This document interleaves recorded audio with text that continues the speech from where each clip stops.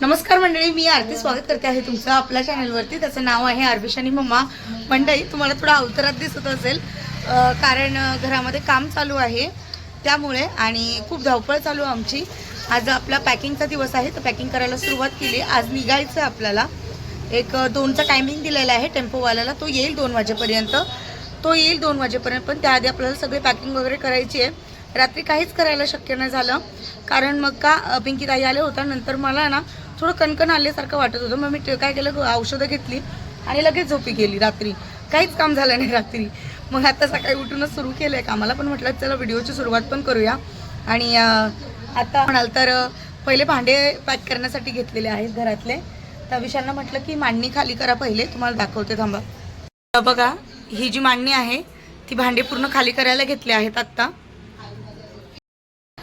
मंडळी, तुम्हाला माहिती आहे की आज निघायचा टाईम आहे आमचा. तर ताई भेटायला आलेले आहेत आणि त्यांना माहिती होतं की आरती आज निघणार आहे म्हणून. मग त्या भेटायला आल्या. म्हटलं काकी अजून आवरलंच नाही, साफसफाई अजून करतेच आहे घरातलं सगळं. तर मग काकी काय हो, तुम्ही जाताय तर आम्हाला पण खूप वाईट वाटतंय. छान वाटत होतं, व्हिडिओ सर्व शेअर करत होत्या. हो ना, चांगलं वाटत होतं. आता आम्हाला पण करमायचं नाही तुम्ही जाणार तर. तुमच्या बाळाचा पण टाइमपास भारी होता. तर तेच मग जावं लागतं हो. मला बरं नसतं ना सध्या तिथे करायला, भाडं एवढं. परत या, परत या, 1-2 वर्ष काढून इकडे. तेच ना. आरू थोडासा मोठा झाला ना, 10वी पर्यंत आला ना, मग परत मुंबई येईल. कारण शिक्षणाच्या आमच्या कॉलेजून बघितलं का तुम्ही दिसायचं. दिसते मी, दिसते समोर खिडकीतून. हो ना. तरी आमच्या बिल्डिंग मध्ये अजून भरपूर जणांना माहिती नाही की मी आज निघणार म्हणून. कारण गावावरून आले लगेच निघाले ना. मी पण म्हटलं चला जाऊन. हो ना, तेच माहिती नाही. संतोष दादा आहेत, आलेत का? संतोष दादा संतोष दादा.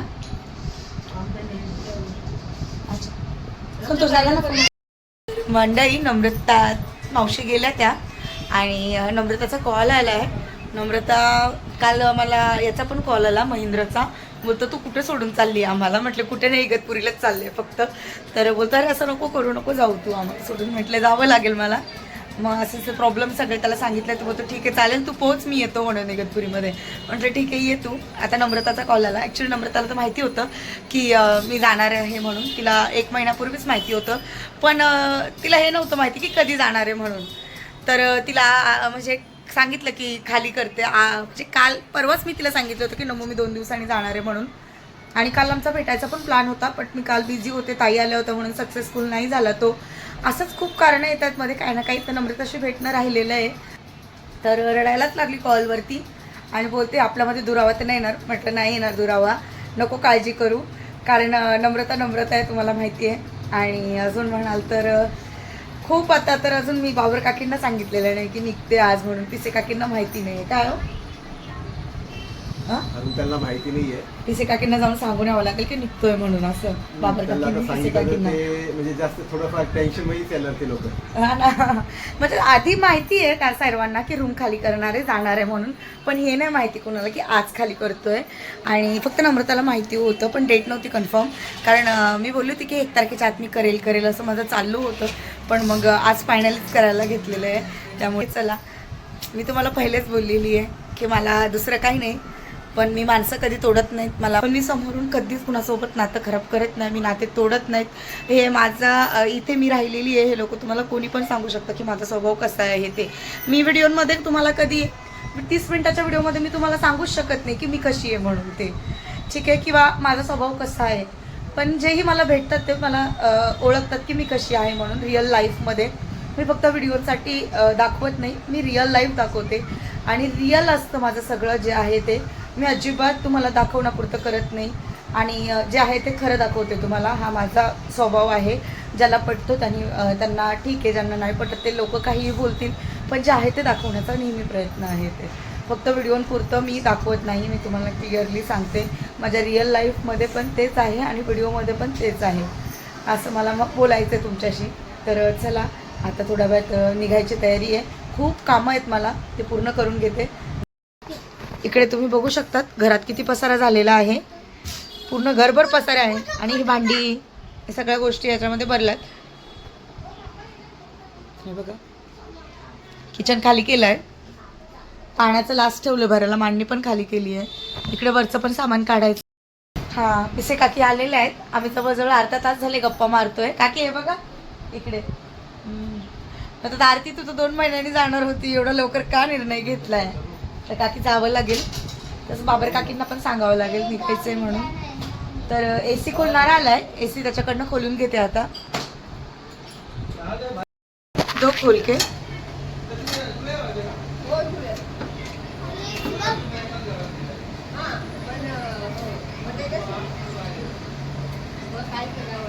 एवढे सगळे येतात विचारायला आम्हाला खाली करतात. तर खुर्ची आहे ना, खुर्ची ले लो. पॅक होतोय बघा, काढली आता, वायफाय काढलंय, टीव्ही काढली, सगळं काढून झालंय. आता टीव्ही घाण बघा किती मागे, आता गेट मागे साफ करता येत नाही तिला. नाही रखू एक ना त्याच्यात त्याच्यात. मंडळी आपलं वायफाय बंद झालेलं आहे आणि ना आता मला कमेंट दिसणार ना, मला रिप्लाय करता येणार. कारण मला कसं आहे, घरामध्ये ना माझ्या सिमला बिलकुल नेटवर्क नसतं, विशालच्या सिमला नेटवर्क असतं, ते पण विंडोमध्ये गेल्यानंतर. पण आता वायफाय बंद झालं त्यामुळे मला रिप्लाय वगैरे करणं शक्य नाही होणार. तर थोडं कमेंट्सला रिप्लाय नाही येते, थोडं समजून घ्या. आणि आता इगतपुरीला गेल्यानंतर पण सेम तसंच प्रॉब्लेम असणार आहे. कारण जोपर्यंत वायफाय वगैरे सेट होत नाही तोपर्यंत व्हिडिओ तर मी सेटिंग लावून ठेवलेली आहे, 2 व्हिडिओंची, 2 दिवसाच्या आधीच्या व्हिडिओंची सेटिंग आहेत. पण मग जर नाहीच पोस्ट झाले किंवा येतील व्हिडिओ येतील पण कमेंट सेक्शनला रिप्लाय नाही येणार माझा, असं मला तरी वाटतं आहे. तर बघूया, जसं जसं काय असेल तसं अपडेट राहण्याचा प्रयत्न करेलच. पण नेटवर्क बिलकुल नाही आहे माझ्या फोनमध्ये, मोबाईलमध्ये. फक्त शूट करायचं काम करेल मी आता आणि नंतर हळूहळू पोस्ट करेल व्हिडिओ. तर आता 2 वाजता निघायचं इकडनं, पण मला भूक लागली आहे खूप. सकाळी फक्त चहा घेतलं होतं, 1 बॉईल केले होते, ते नाश्ता केला होता. पण आता खूप भूक लागली आहे, म्हटलं ठीक आहे चला काहीतरी खाऊन घेऊया. म्हणून विशालला सांगितलं की भाजी चपाती आणा, निघायला टाईम आहे तर. आणि बस पॅकिंग माझी अर्धी झाली आहे. आता फक्त डबे खाली उतरवायचे, त्याच्यातले काही डबे टाकून द्यायचे, काही घेऊन जायचे. असं थकल्यासारखं होतं थोडंफार, पण चलता आहे बाई, ना तो होगा ही. आणि एवढं थकून चालणार नाही, अजून इगतपुरीचं बाकी आहे सगळं. तर चला मंडळी, हा पसारा तुम्ही बघू शकता किती झालेला आहे. हे बघा, मला झाडू वगैरे सगळं मारून निघायचं आहे. काकी पिसे काकींचा कॉल येतोय, कपॉट काढतायत आता. आम्ही इगतपुरीचे, सोलापूर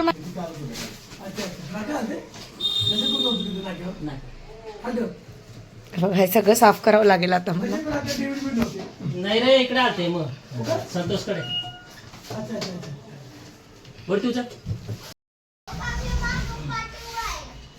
काच सांभाळा.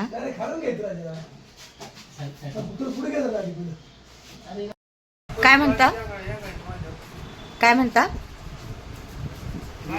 विशाल सामान घेऊन चालले. विशाल गाडी येते 5 मिनिटात, तोपर्यंत हे एक एक करून खाली घेऊन जायचंय. मिठू बघा माझा कुठे बसलाय, मशीन नेली, आता फ्रीज घेऊन जातील. सगळं खाली करून घेतलंय मी. बघा बर्फ आहे त्याच्यात थोडाफार, तो खाली करून घ्यायला पाहिजे होता. ठीक आहे जाऊ दे. बघा खूप त्रास होतोय. होईलच आता थोडा. शून्यातून सुरुवात केली होती ना, प्रत्येक क्षण आणि क्षण आठवते. जेव्हा या घरात आले तेव्हा काहीच नव्हतं मंडळी, अक्षरशः एक टायमाला खायला पण नव्हतं. या घरात उपाशी पण दिवस काढलेत मी. मला प्रत्येक क्षण आणि क्षण आठवतोय आणि त्रास होतोय. त्रास म्हणजे आठवून रडायला येते की कसे दिवस काढले मी आणि विशालने. पण एवढं सांगेल की खूप इमोशनल नातं या घरासोबत माझं खूप जास्त.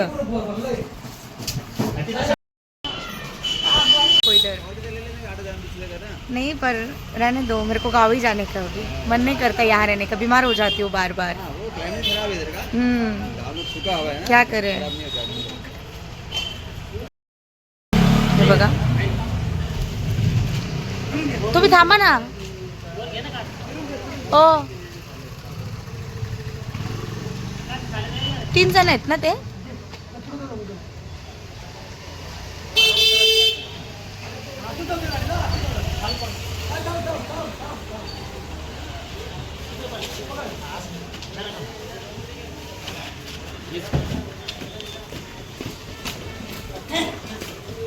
दादा साईडला गादी टाका हा.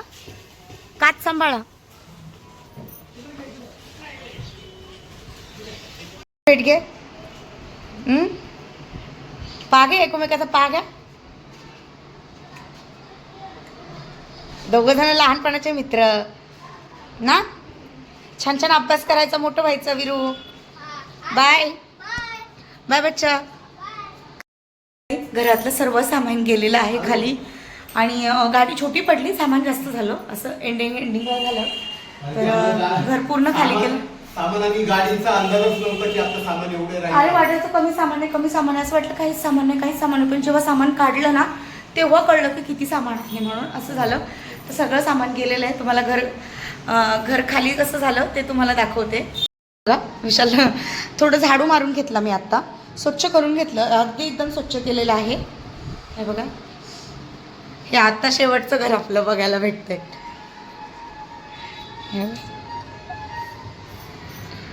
हा किचन, मांडणी, ती लादी वगैरे पुसते, कारण की आम्ही जेव्हा या घरात जेव्हा आलो होतो ते स्वच्छ, एकदम स्वच्छ होतं. तर आता आम्ही इकडनं चाललो तर आम्हाला पण तसंच त्यांच्या म्हणजे हँडओव्हर करायचं आहे आम्हाला, तसंच घर एकदम स्वच्छ त्यांना व्यवस्थित करून द्यायचं आहे. तर तुम्ही पाहू शकता सर्व आम्ही जे सामान होतं सर्व खाली केले, तर काहीच नाही आता. तर मंडळी मी तयार झालेली आहे. तयारी करायला घरामध्ये काहीच नाही आहे, आता सगळं गाडीमध्ये पॅक केलेलं आहे. पण मी फक्त चेंज केलं, तोंडात वगैरे स्वच्छ धुवून घेतले आणि आता फ्रेश वाटतं थोडंसं मला. विशाल पण थोडे फ्रेश झाले आणि आता मी लगेच बाबर काकी यांना भेटायला जाणार आहे. तर तुम्ही बघत असाल घर कसं सुनं सुनं वाटतंय, खाली केलं तर वेगळंच दिसतंय मला ते आज. आणि काय माहिती का, खूप वाईट वाटतंय, खूप मन भरून येतं आहे. ॲक्च्युली मी खूप रडली आहे, जसं जसं सामान काढत होते तसं तसं मी रडत होती. आणि खूप काही आठवणी आहेत या घरासोबत, खूप इमोशनल मुमेंट आम्ही ह्या लाईफमध्ये घरामध्ये जगलेलो आहोत. माझं लग्न करून माझ्या लग्नाच्या आधीच मी ओरडतो आहे, माझ्या लग्नाच्या आधीच मी ह्या घरामध्ये आली होती. मी जसं तुम्हाला सांगितलेलं आहे की विशालसाठी, आणि आम्हाला माहिती होतं की फ्युचरमध्ये आमचं लग्न होणार तर आम्हाला इथे राहायचं आहे. जसं आमच्या लग्नाची डेट फिक्स केली होती तर लगेच आम्ही हा रूम फायनल केला होता. आणि सामान वगैरे काहीच नव्हतं माझ्याकडे, अक्षरशः मंडई करून खाण्यासाठी पण भांडी नव्हती माझ्याकडे, काहीच नव्हतं माझ्याकडे, काहीच नव्हतं जेव्हा मी आली तेव्हा. पण मग आम्ही सगळं तयार केलं, इथे कष्ट केलं दिवस रात्र ना विशाल आपल्याकडे करून. खूप दिवस म्हणजे पहिल्याचे खूप दिवस आठवतात, खूप दिवस आठवतात पहिल्याचे. काहीच नव्हतं, तेव्हा हळूहळू सेटल केलं. म्हणजे काय म्हणजे मंडळी, किराणा उधार आणला, 10 रुपयाचं दूध आणलं, 10 रुपयाचं तेल आणलं, असे दिवस मी या घरामध्ये काढलेले आहेत. आणि खूप वाईट वाटतंय. मी बोलते ना, मी प्रत्येक परिस्थितीवर आम्ही मात केला या घरामध्ये राहून. पण हे घर आमचं नेहमी सोबत होतं, त्यामुळे या घरासोबत खूप आठवणी आहेत आमच्या. आणि आनंदाचे क्षण म्हणजे माझा आरू या घरामध्ये आला, हा माझा सगळ्यात मोठा आनंद या घरामध्ये. लग्न करून मी ह्या घरातच आली. खूप मला खूप इमोशनल होते, मी नाही बोलू शकते जास्त काही, पण खूप त्रास होतो मला. कारण शून्यापासून सुरुवात केली म्हणते, आम्हाला कुणाचा सपोर्ट नव्हता तुम्हाला माहिती आहे. आणि दोघांनी शून्यापासून सुरुवात केली, म्हणजे काहीच नसताना आम्ही उभं राहिलो दोघंजण आमच्या हिमतीवरती, आमच्या पायावरती. आणि हे शून्यातून विश्व निर्माण केलं आहे विशालनी आणि मी. बाकी जास्त काय बोलत नाही. पण मुळे मग आम्ही खूप तुटून पडलेलो होतो त्या क्षणाला, की पैसे कुठून आणायचे असा प्रश्न होता. लग्नाचं कर्ज होतं डोक्यावरती, खूप काही प्रॉब्लेम होते, पण आम्ही दोघांनी फेस केले आणि इथपर्यंत पोहोचलो. ठीक आहे, अपेक्षा ठेवू नये. जेव्हा अपेक्षा भंग होतात तेव्हा त्रास होतो, जेव्हा विश्वासघात होतो तेव्हा त्रास होतो. पण एवढंच सांगेल की ह्या वास्तूने खूप साथ दिली आहे, खूप जास्त साथ दिली आम्हाला. तर मंडळी, चला निघायची वेळ झालेली आहे, निघते आता आणि तुम्हाला पण दाखवते. कडे आलेली आहे, काकींनी चहा बनवला आहे, बिस्किट खाते आणि खूप रडलो आम्ही तर गप्पा गोष्टी करून ना. काकी काय हो, आरती नव्हतं जायचं तू, त्यांनी मला अर्धा तास फोनवरती समजवलं होतं, आरती नको निर्णय घेऊ, दिवस निघून जातील, सुखदुःख असतात आयुष्यामध्ये, त्यांनी मला खूप समजवलं होतं. पण मग इगतपुरीला कसं आहे, वातावरण मोकळं आहे हेल्थच्या हिशोबाने, म्हणून खरं जाण्याचा निर्णय हा, दुसरं काही नाही. काकी बस ना, बस ना. स्वतःचं घर असतं ना काकी, मी गेलीच नसते सोडून, नसतेच गेली मी सोडून.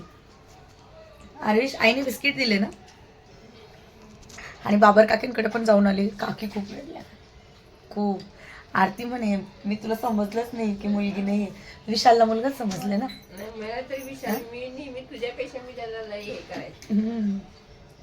विशाल मुलगा म्हणे माझा. आरुषला गळ्यात घेऊन मिळत होता म्हणे आरती. व्हिडिओ शूट नाही केला काही कारणास्तव, पण मग खूप रडला काकी पण.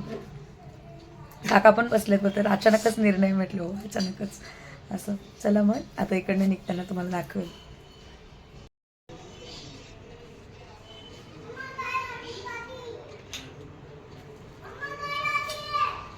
बाळा थांब जरा.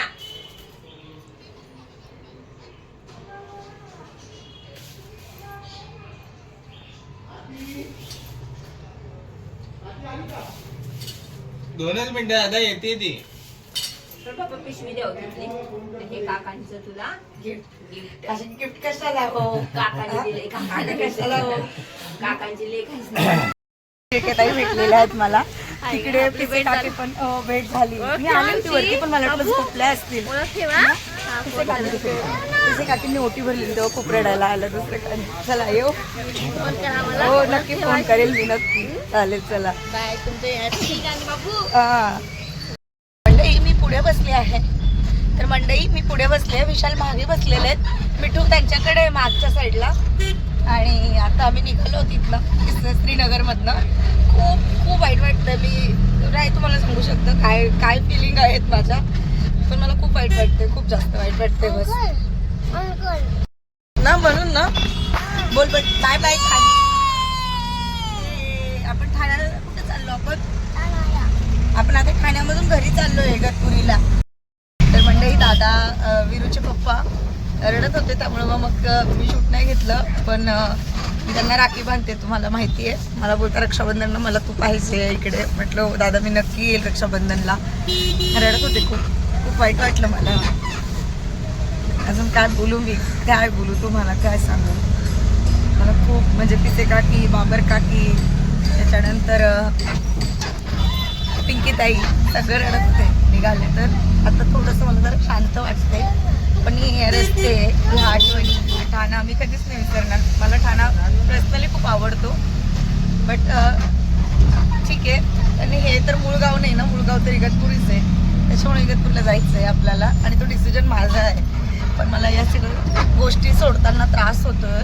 बस आम्ही आहोत पडग्यामध्ये आता सध्या. जवळजवळ घर सोडून 1-1.5 तास होत आलेला आहे. आणि अजून मला असं वाटतं जवळजवळ 1.5 तास लागेल ना, 1.5 तास लागेल अजून. आरवेश झोपी गेलाय, हे बघा कधीचाच झोपलाय तो. आणि भूक लागली आहे थोडीशी, कारण सकाळी काय एवढं व्यवस्थित खाल्लं नव्हतं त्यासाठी. आणि अजून म्हणाल तर आता आम्ही समृद्धी महामार्गाने जाणार आहोत, कारण इकडे ना ट्रॅफिक खूप आहे नाशिक. तर मुंबई नाशिक हायवेला हा ट्रॅफिक खूप आहे, म्हणून मग समृद्धी महामार्ग आहे तिकडनं आम्ही गाडी टाकणार आहोत, जेणेकरून मग लवकर पोहोचू. बघू आता. मी अजून कधी समृद्धी महामार्गावरती अजून मी कधी गेली नाही आहे. माझी फर्स्ट टाईम असेल ही, आणि पहिल्यांदा बघेल मी. तर मग ह्या नॉर्मल हायवेने मी गेलेली आहे, पण समृद्धीने नाही गेलेली अजून. माझा फर्स्ट टाईम आहे.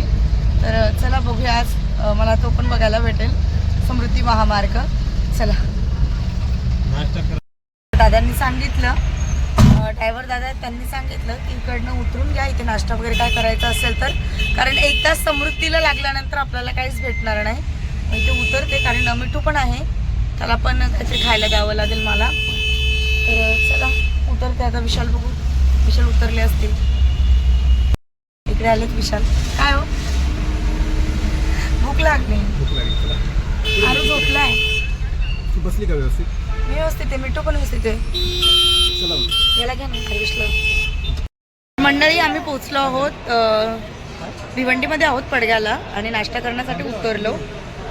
तर बघू आता विशाल नाश्ता करतात की जेवण करतात ते डिसाईड करतील. आणि हे आम्ही डाळ खिचडी मागवलेली आहे.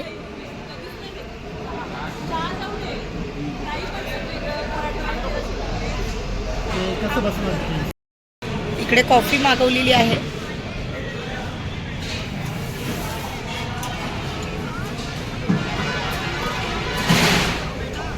प्रकारची कॉफी वगैरे म्हणजे चहा वगैरे घेतला तर संध्याकाळी फ्रेश वाटेल, म्हणजे असं आळस वगैरे नाही येणार आहे. आता थोडासा अजून 1.5 तास प्रवास आहे, थोडं बरं वाटेल, थोडं फ्रेश वाटेल. माझा चेहरा कसा दिसतो? काळी झाली मी, काळी ऑलरेडी मी काळी आहे ना, अजून काळी झाले. धुतला, टॅनिंग झाले, टॅनिंग. तर हा आहे समृद्धी महामार्ग.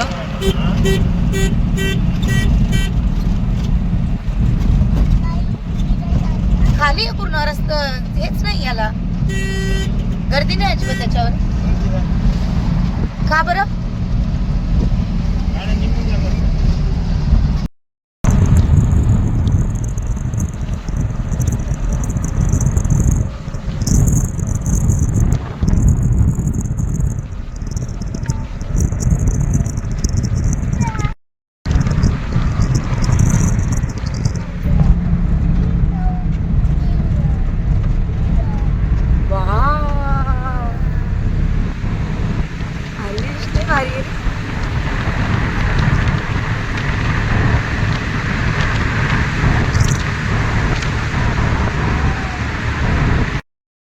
आम्ही पोहोचलो आहोत घरी. हे बघा मंडळी, आजचा व्हिडिओ इकडेच एंड करते. आय होप तुम्हाला व्हिडिओ आवडला असेल. प्रवासाचा व्हिडिओ कसा वाटला मला हे कमेंट सेक्शनमध्ये नक्की सांगा. व्हिडिओ आवडला असेल तर व्हिडिओला लाईक, शेअर आणि सबस्क्राईब करायला अजिबातच विसरू नका. बाय.